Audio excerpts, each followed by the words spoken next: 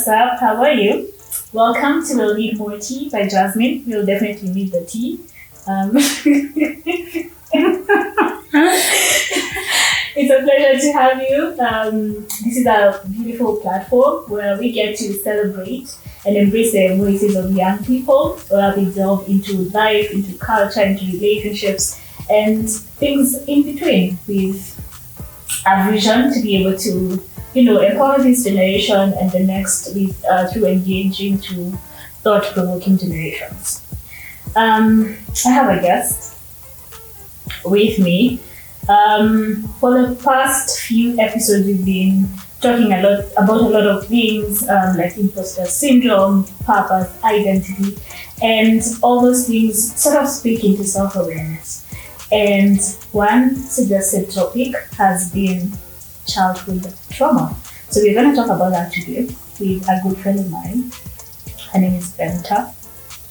She's, I'll let her introduce herself. Hi, Benta. Hi. For context sake, guys, we were laughing because we need more tea, but I was not offered tea.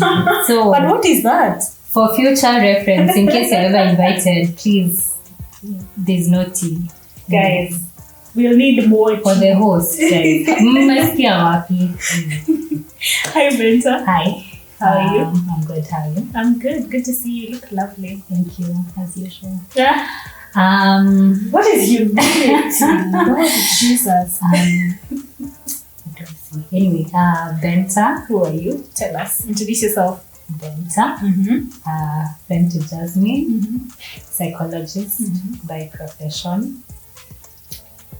And a lover of Christ. Yes. Okay. Thanks for coming. Thanks for having me. We are discussing childhood trauma. I know it's something you love to talk about. Perhaps you can start the conversation on what is trauma. I think the best way to define childhood trauma is that, okay, from a starting point, children are born with a spectrum of needs. Yeah. Physical is what most people imagine is where it stops, but there's other needs that kids have, such as emotional needs, psychological needs, spiritual needs, and so on and so forth. So, trauma comes in two ways. Either there's an abuse of these needs, like emotional abuse, physical abuse, and so on and so forth, or there's neglect. So it's two ways. Either abuse happened or neglect happened. Okay. So that's the easiest way to define childhood trauma. Okay. I sort of did a survey before this conversation, and someone asked a very intriguing conversation.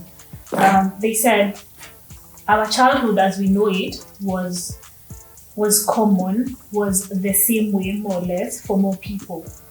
And now looking back, a lot of people are calling that what we knew as normal trauma.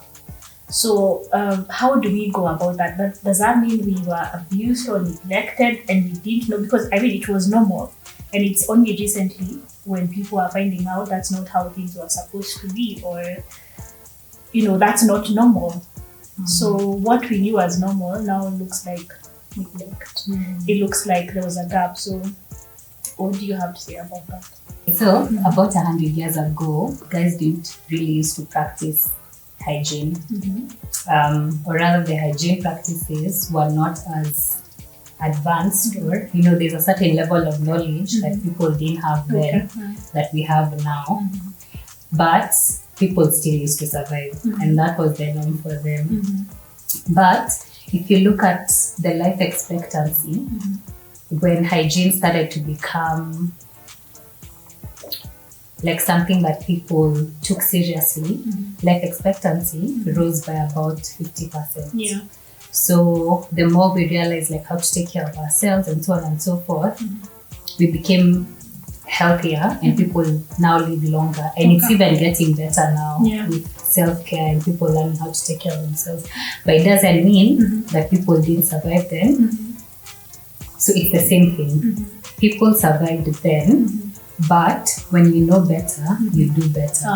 And with us taking now that aspect and working on it, people will have a better quality of life. Okay. Wow, I really love that answer. How does childhood trauma get to manifest in adulthood? Oh my God, that question is so good. It's in a lot of ways. It's in a lot of ways. It's in our relationships, how we relate with other people, and it's not only romantic, it's also friendships and so on and so forth. Yeah. It's in your physical health. Things like arthritis and other things have been linked to things like bitterness, which is a function of childhood trauma, which leads to physical health issues and your blood pressure and whatnot. It's in things like your cognition, like people who have experienced childhood trauma, their cognition is not as good as people who grew up in healthy homes. So like their decision making is impaired and so on and so forth. In your education, people who've gone through childhood trauma tend to have a lower learning capability depending on the form of trauma and so on and so forth, because their memory is impaired, remembering things and so on and so forth. It manifests in your emotional makeup, how you deal with your emotions and so on and so forth. It goes deep. It could even be in terms of like your part of cognition, and part of like your makeup is dealing with things like anxiety and depression and so on and so forth. So it's broad. Like there are so many ways it affects you, and I think people don't realize the depth to which trauma affects someone. Like we've only dealt with it so on the surface, but it goes really deep. It goes deep. But you can if you look at someone, you can be able to see it in how they relate with people, how they do things, how they respond to situations. Definitely. I'm curious, is there people are there people who are trauma free? No.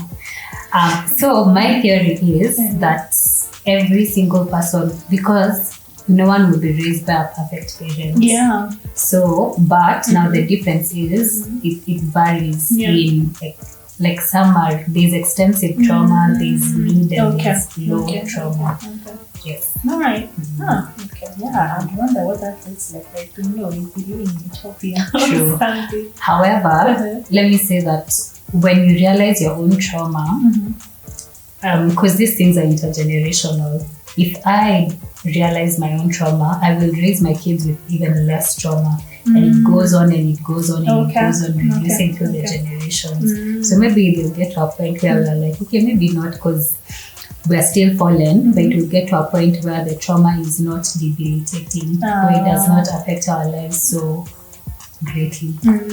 Okay. So we if you're intentional about it, you'll probably get to a point where you're raising a healthy generation, healthy children, people with whom you can have a conversation, even talk to, so that even if there is probably an element of trauma, is not really deep rooted. True. And it's not things they have to work very hard through. Yeah. Amazing. And to add to that, part of a healthy relationship is that you're allowed to give feedback on the parenting process so that it's improved over the course of that child's life.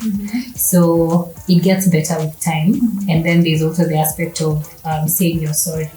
So that also makes the dynamics healthy in that sense. Okay, so that you're not the one loading over the parent so much such that they are even afraid of giving their feedback, or they're afraid that I'll be beaten if I do it. Okay, beautiful. I think I saw a meme where someone said, I want to be the kind of parent where if my child is in a situation, instead of running away or thinking my mother will kill me, they'll think mom will know what to do, and I will go talk to my mom or my dad. 10,000. It's not easy to get there, especially given how we were raised. I know. I mean, a lot of us think we raise our kids well until you get to that point. Yeah. So knowing does not necessarily mean you'll do better. So there's a difference between being aware and actually implementing, which of course the implementing comes with making mistakes and so on and so forth, and learning through them.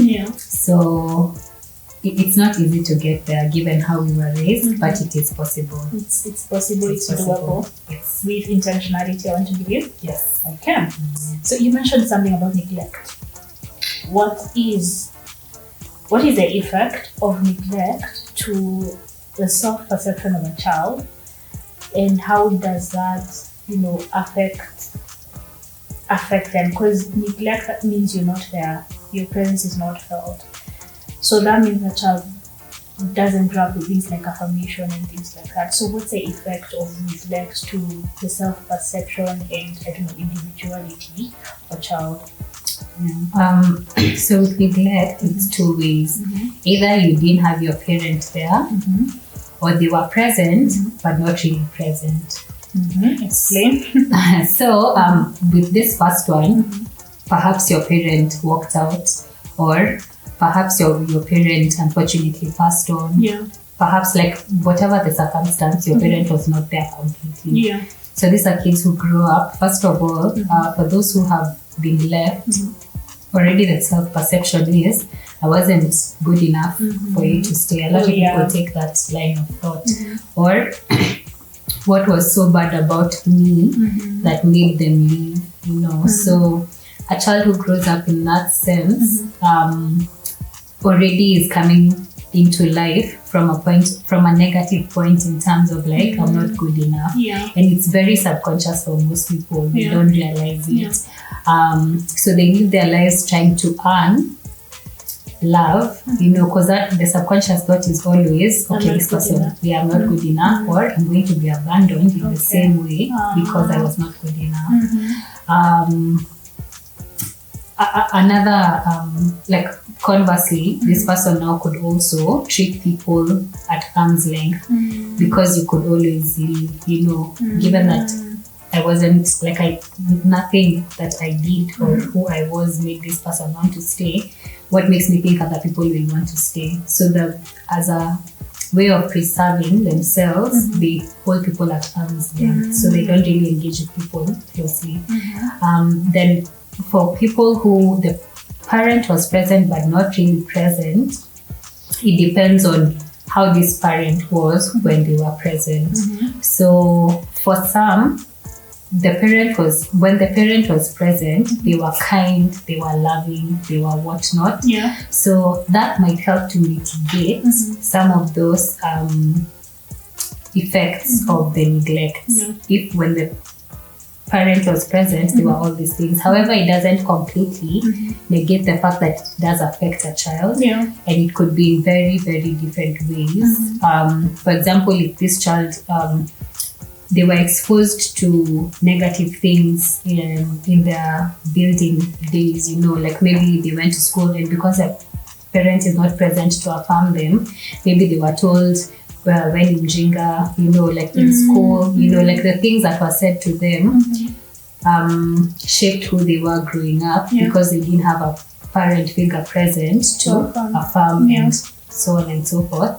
But then in situations where when the parent was present, they were also critical and unkind and whatnot, children like this tend to grow up, first of all, avoidant in terms of like their relationships with people, because the people who are meant to be kind and to, like form that basis of a healthy relationship were not.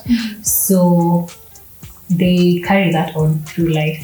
And then now in terms of their self-perception, they might think, if they're criticized a lot, they might think I'm not good enough and so on and so forth.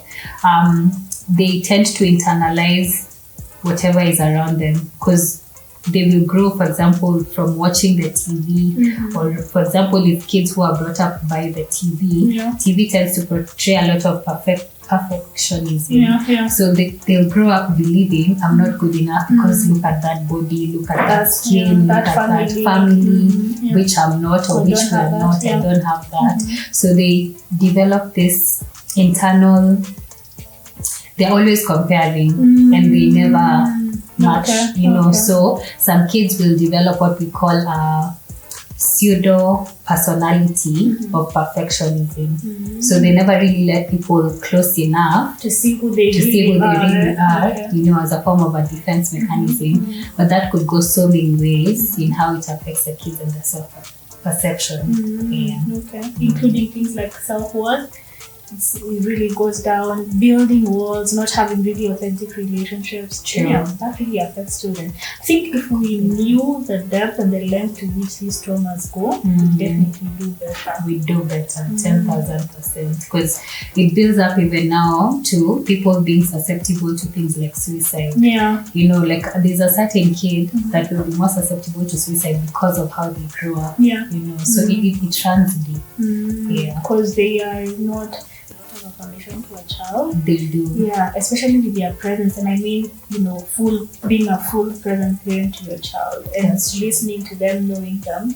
And it helps, it helps the child just be aware, self-aware, know who they are, and even in their developmental stage. True. And the reason, so from a scientific perspective, kids are born with a brain that's not fully developed. So there are neural pathways that are being formed as that child develops. We say that in the first 5 years, the brain grows in a way that it will never grow at any other point in time. And these are neural connections being formed. More than 1 million are formed. So these neural connections are formed, one through genetics for sure, but through the environment. So it's nature and nurture. So they absorb it. So it's because, your mind, your brain now determines your entire life, because how you think will affect how you behave and so on and so forth.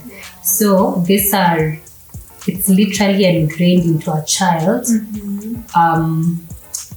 their behavior and their actions and their thoughts from childhood. In fact, a study was done of a child. So they did a brain scan for 2 children. One was brought up in an orphanage and another was brought up in a healthy home. They did a brain scan for both.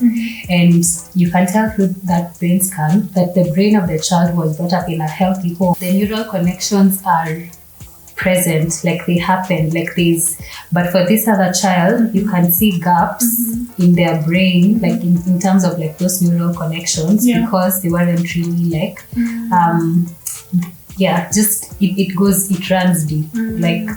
As we're saying, childhood trauma affects a child greatly. Clearly. Not just in the way that we think. Clearly. Yeah. Even in the development of the brain. That's a lot. Yeah. My goodness. Let's say the trauma is there already. You've seen it, you've recognized what it is. Is there a way to go around it? There is. Thank God. Yeah. So also scientifically, there's something we call neuroplasticity, which is used a lot in addiction to mean that. I've heard about it. So people who are addicted, there are neural connections that are really formed in the brain that trigger that response, whatever, that makes them continuously keep going back to whatever they're addicted to. But the brain is also an interesting organ. It's possible for those neural connections to be rewired. Oh yeah? Yes. That's nice. So yes, it's something called neuroplasticity. So your brain is constantly changing based on your experiences and your thoughts and environment. And for Christians, also based on God's word, your brain can change. So it's possible from a scientific perspective, for your brain to be rewired from what it was or where you came from to something new. So I think that's good news. A lot of good news and good news. But it starts from a point of being aware. It's important for every person to know what trauma they went through, how it affected them, and so on and so forth. And it's a journey, it's a process, because trauma for most people runs really deep. You think you figured it out, and then a new situation comes up and she does the whole thing. You're back to zero. Wow. So it's a process, but knowing helps you be aware of even the things that you need to deal with, Yeah. what you need to address, and so on and so forth. Mm-hmm. And a step further from awareness is forgiveness. Mm-hmm. The hard part. The hard part. The implementation, knowing is the easiest Yeah. part, by the way. It might hurt you, you will cry, you will sob, and all these things, but that's the easiest part. Now Yeah. the steps, Especially when it's not asked for. yeah, that's true. And most perpetrators Yeah. won't ask for your forgiveness. They don't even know they They don't have even wronged know. you. That's true. Yeah. And even if you try and explain, They don't see it. they can't understand. And I would understand even with parents, because I mean most parents they love you for sure, and they believe they brought you in the best way possible, and even some ways that are traumatic. Their way of showing love, which is so insane. Yeah. That you're thinking about it. Yeah. True. Yeah. And that helps with forgiveness, Mm-hmm. understanding that one, we're in an age of information. Mm-hmm. The reason you know the things you know is because you're in an age of information. They didn't know. Yeah. So it would be unfair of us, and it's not excusing their behavior, but it would be unfair of us now in an age of information Yeah. to judge them Yeah. in this age of information when they grew up in an age of They didn't lack have as of much. information, Yeah. Yeah. So we're judging them based on the standards now, Yeah. but they're not living in this age. Yeah. So, I mean, there's only so much they could know, which is how they raised us with trauma. Yeah. But also, it's understanding that hurt people hurt others. That's yeah. So and I keep saying this, if you are a fly on the wall when your parent was being raised, you'd be much more gracious with them. They do what they saw. Exactly. And you're And what probably was also done. likely to do the same. Exactly. You know? Exactly. Yeah. If you are a fly on the wall when your parent was being raised, you'd probably just break down and just they went through so much worse than what they put you through. That's true. Because any sane human being would be like, oh my God, I'm not going to treat my kids the way I was treated. Yeah. Of course, if you don't deal with the trauma, subconsciously you're going to do it. Repetitive, yeah. It will be repetitive. But there will be a form of mitigation from the experiences that they went through. Slight, but sometimes present, also depending on the level of awareness. Yeah. So it helps you in your forgiveness journey to know they went through a lot. But again, forgiveness has nothing to do with the other person. I mean, it helps. That's such a burden. Yeah, but it's only a burden if you don't realize that it's the unforgiveness that's a burden. Yeah, it's heavier. It's heavier. And Forgiveness it's poison. exactly is freeing. It frees you, not them, which is why it has nothing to do with them. It Has frees everything to do with you, yeah. exactly to be better and so on and so forth. And the reason why we perpetrate the same things is because we don't forgive. And that bitterness is what like we spew onto our kids and so on and so forth. So even for the sake of your generations, forgiveness is not an option. Unfortunately, It's not. it's not. And not to minimize people's experiences. In the heart. And Yeah. the heart, people have been sexually abused, people have been emotionally abused and physically abused and so on and so forth.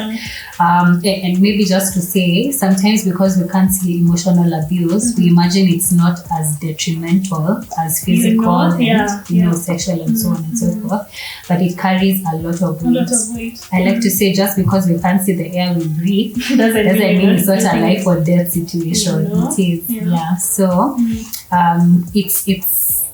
it's heavy. Like going through that abuse, we're not minimizing it. We're not saying now you just wake up one day and you're like, okay, I forgive the perpetrator, and you move on. I wish it were that easy. It's not. For some people, like for me, it has taken me like 8+ years just to forgive, And sometimes you go back. And sometimes you think you're done with the work. Girl. A trigger comes and Girl. Yeah. And you're back to wanting to sharpen knives. And avoiding and Yeah. So it's not easy. It's not easy. A lot of people are stuck at the point of retaliation. Yeah. And every time something happens, you're just thinking, how can I get back at, the perpetrator, and how can I make them feel what they made me feel? But I hope you realize that's making your life about them. Everything you do is just, you're stuck in a... That my parents neglected me, my parent wasn't there, my parents... But you have a whole new life ahead of you. In case you want kids, you have kids to raise, like you have just a whole life ahead of you that cannot be tied to the person who hurt you. Because not only did they hurt you, but you're now also giving them permission to dictate the rest of your life. Exactly. So don't allow it. Forgive them, even without an apology. Especially without an apology. And just do different for your future relationships, even friendships, and so on and so forth, which you can only do if you forgive and you let go. And we have delivered that point, but because it is important. Yes. All right. I feel like we've handled this question before, but probably just maybe you can touch on it a bit. How can we as maybe when we get there, when you're future parents, how can we ensure that we are able to raise healthy generations? And well, I would say the first point is probably the self-awareness, which you've already said, being able to know your traumas, being able to identify them and handle them. But what are other ways that you can ensure you are able to raise a healthy generation, probably even if not trauma-free, but with as quickly as possible? And that goes to my point 2, after forgiveness, which is reparenting yourself. It starts there. It's possible to reparent yourself because your inner child is still alive and well. She or he is still present, very alive and well, still carrying the trauma that he or she went through.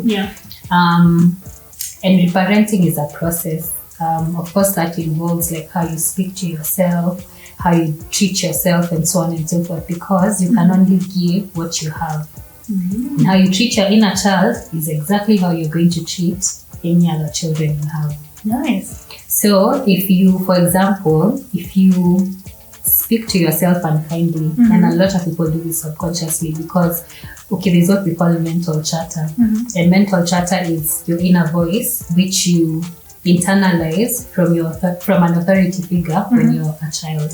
So you absorb the voice of whoever is your authority figure at the time. So if you grew up in a home where they're kind and whatnot, that tends to be your subconscious voice. Speak to yourself in a kind manner. Exactly. But if you grew up in a critical home, which a lot of us did, that's how you speak to yourself. When you do something wrong, you're like, sister, who even does this? Like, who makes these decisions? I'm laughing because I've been there, I've done that. I found that I was very critical to myself. And it's not the same way I treat other people. Like, I treat other people very kindly, and even when they make mistakes, I'd be very nice, very gracious, and talking to them in a very nice way. But then when it comes to myself, I'm very harsh, very critical. Like, why did you do that? You should have done that. And I know there's a point for that, but I was very critical. And there's a word which I remembered when you were talking. My therapist used to talk about treating yourself with loving kindness. And it's one of the hardest things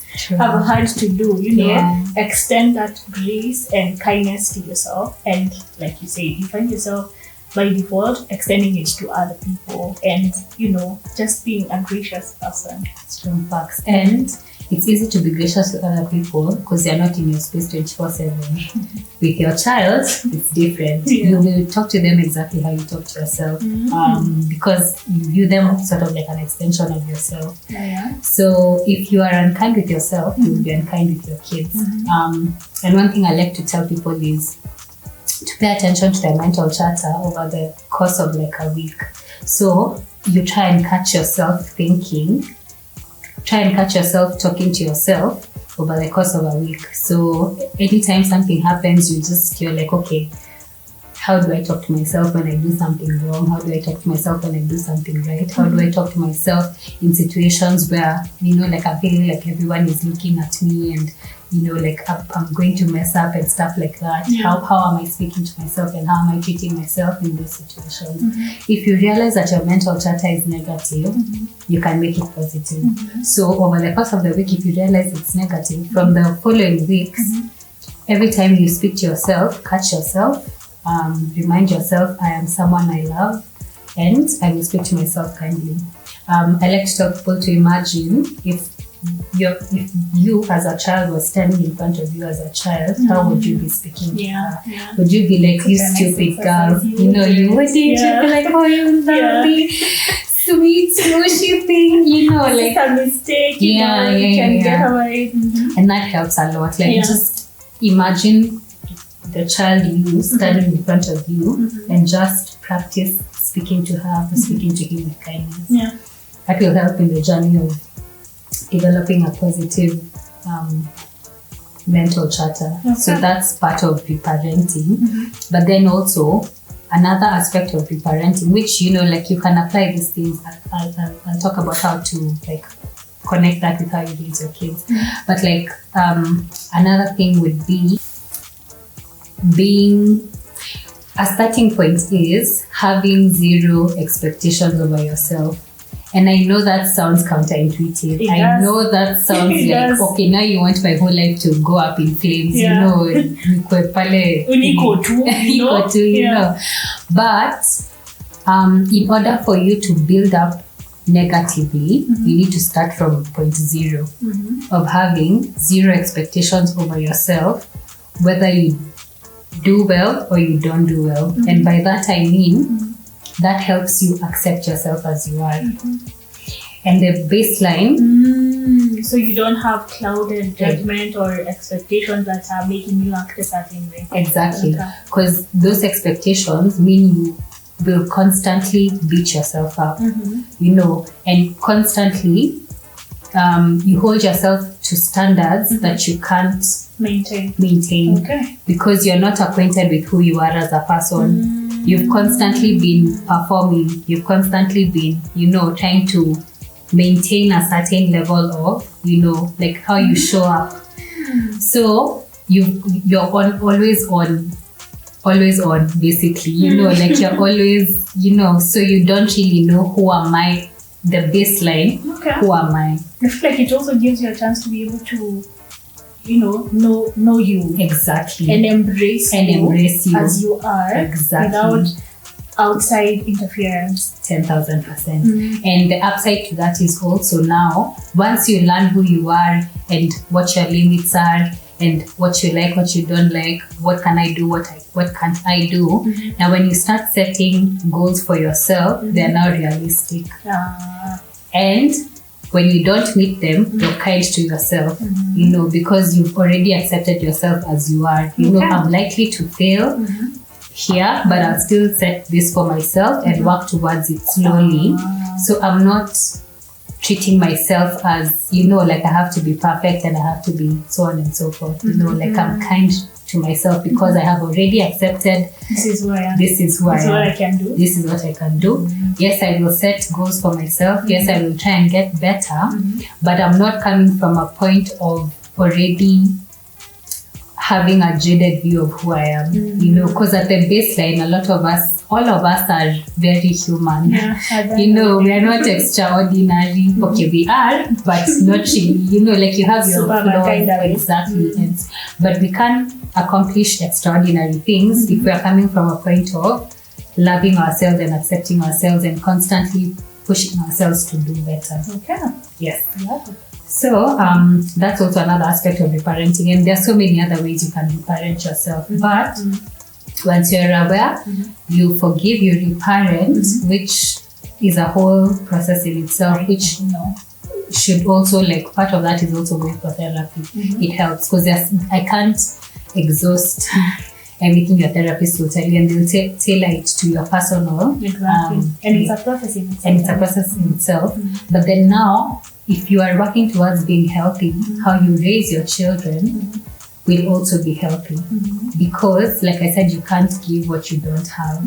If, for example, I have accepted myself with all my flaws and whatnot, when my child makes a mistake, because I'm not holding them to the performance aspect that I am of myself, I'm not irrationally upset with them. I'm like, it's okay, we all make mistakes. But that's coming from a point of, I make mistakes, I have accepted myself as I am. Exactly. And not to say that I can't also now set goals for them, but because I also realize I make, like I might or might not get to that goal, and also how I treat myself is kindly through the process. I do the same with my kids. You're gracious to them. Exactly. You extend the same grace you've shown yourself to the kids. And that also means now your kids are not afraid to make mistakes, which means they're not afraid to try. Exactly. Yeah, I Exactly. could go wrong, but it's still okay if I do. Nice. Yeah. And then now that builds up to that point where even if they make a mistake, they'll be like, okay, mom, or okay, dad. Yeah. This happens. Works out. Nice. I absolutely love it. It makes a lot of sense, and it, connects and joins a lot of dots. All right, parting shots. I think one, don't minimize any form of trauma you went through. It doesn't have to be as big as someone else's. It's yours. Like if it hurts you, it's valid. And don't compare it to someone else's life and you're like, okay, but Nani went through it's that. going through us. Exactly.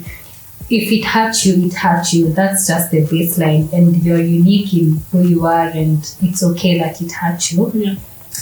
And also, you can overcome, or you can become a healthier version of yourself regardless of what you went through.